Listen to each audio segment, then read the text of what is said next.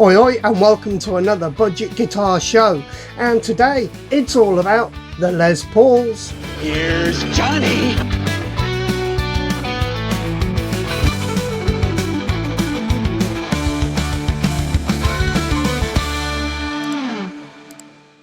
Now of course, as in my previous ranking video, we're not here to be horrible to any of the brands. Each of the guitars I'm going to show you today has their merit and has their worth.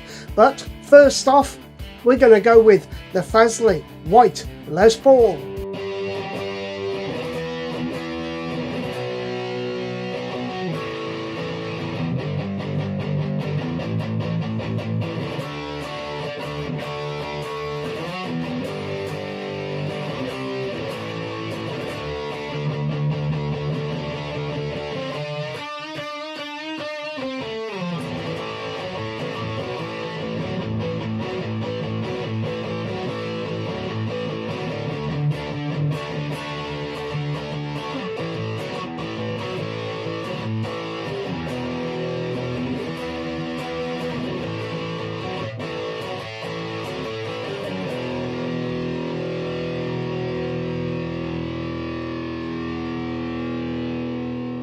Okay, as you saw for looks, I had given that guitar a 9. I love the white guitars, especially white Les Pauls. I really like them. Now, I've taken 1 point off there because I would have preferred black surrounds and black, not the hardware, obviously. The hardware should be chrome or gold, but I think that the plastics should have been black on that, so I've taken a point off for that.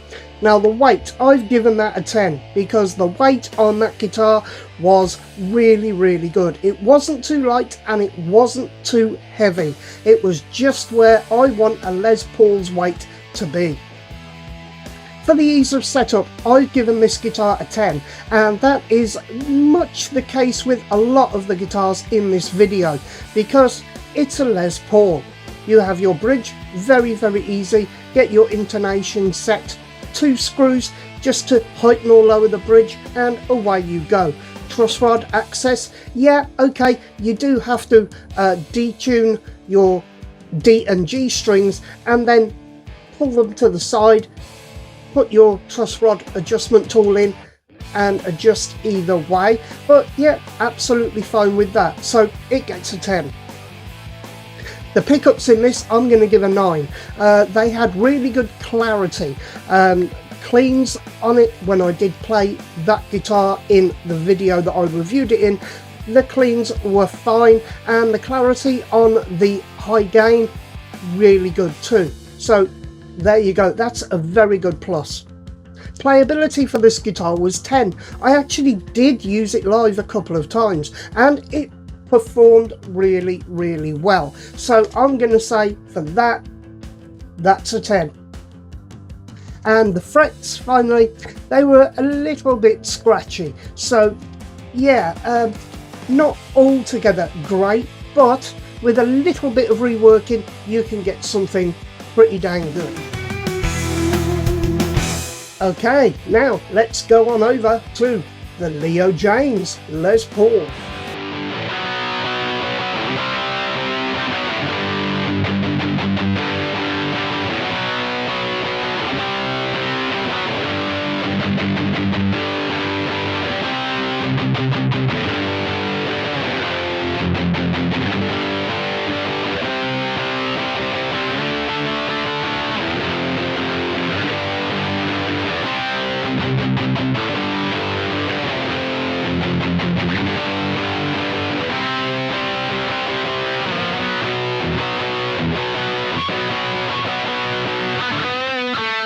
Okay, for the looks for this, of course, I have given it a 10.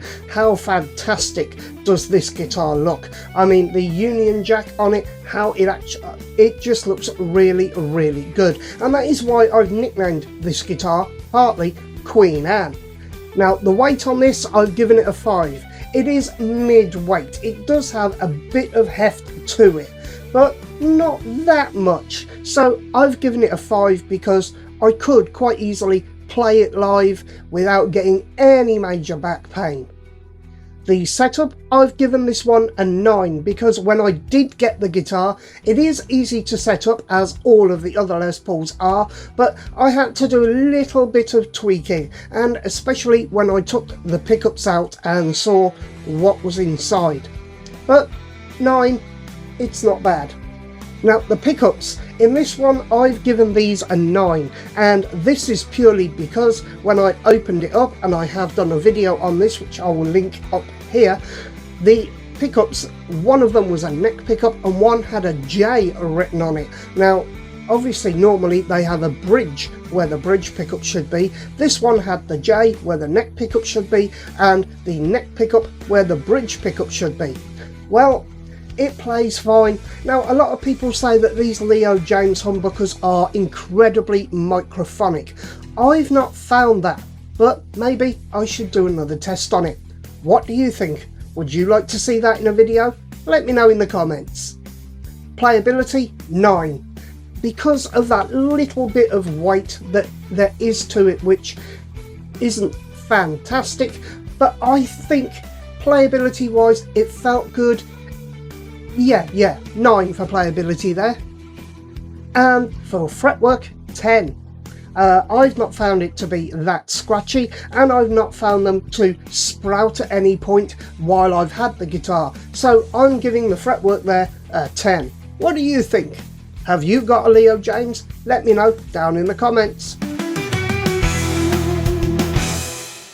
Okay, now we're going on to the Harley Benton SC550 Deluxe.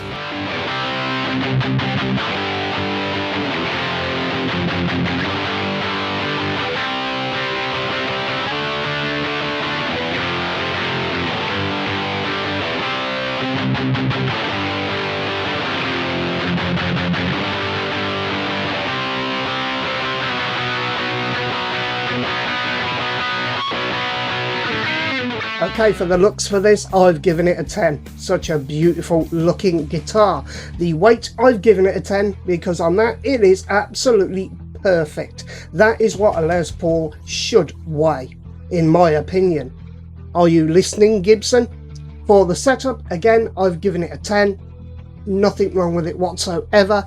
The pups, I've given it a 10, but the pups that are in that particular Harley Benton that I'm playing are Flower.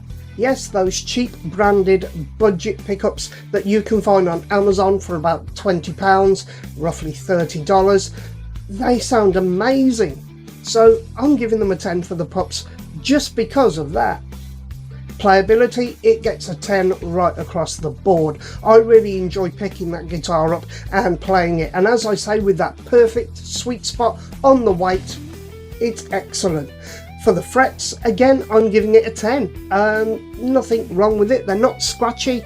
They feel really, really good. And for the price tag that I think this retails at £256 here in the UK, you can't beat that kind of quality.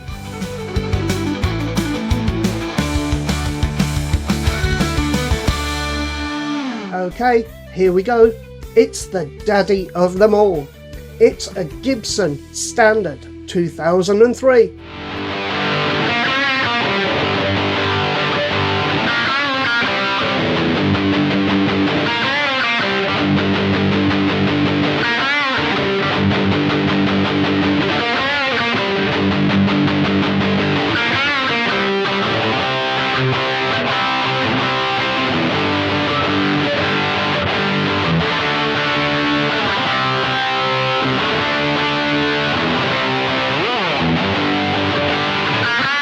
So the looks for this, again, a 10. Tobacco burst, really, really liking that.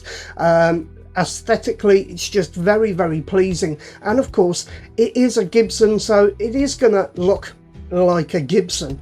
So I think 10 for that. Now, here's where the problem comes in. The weight on this thing.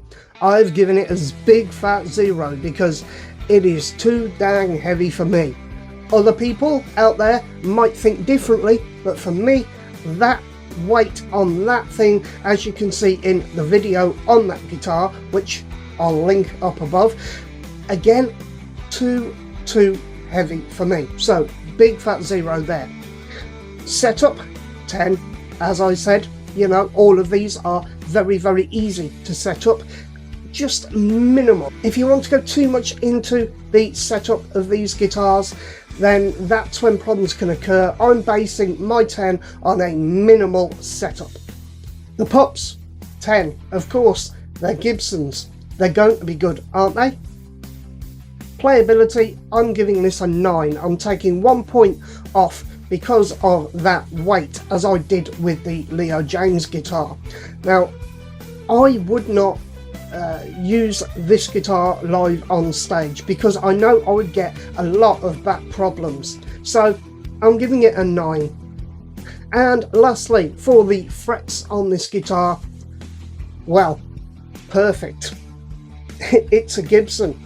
You'd hope they'd be perfect. Now this particular one, because it wasn't my guitar, it belonged to a friend and he'd had it for a number of years. It had been played in. So those frets, absolutely brilliant. I believe he had it refretted a few years ago and they're just worn in perfectly nicely. So 10 there for the fretwork. And there you have it. You've seen all 4 of those guitars. Which one did you prefer? Which one did you think was the best? Don't forget to let me know down in the comments. If you disagreed with me, whack that in the comments also. Let's get some talk going.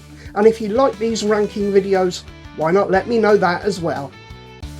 Okay guys, thank you very much for watching this video. If you have enjoyed it, why not hit that like button, give it a thumbs up, and if you're new, why not subscribe? There's lots of stuff here coming up on the Budget Guitar Show. I'll be back with some more content very soon, but if you feel like helping me with this channel, then why not click that join button? These guys on screen did, and I'm doubly glad of their help and support. Thanks guys. As I say, I'll be back with more content very soon, but until then, stay safe, stay sane, keep rocking, and oi guys!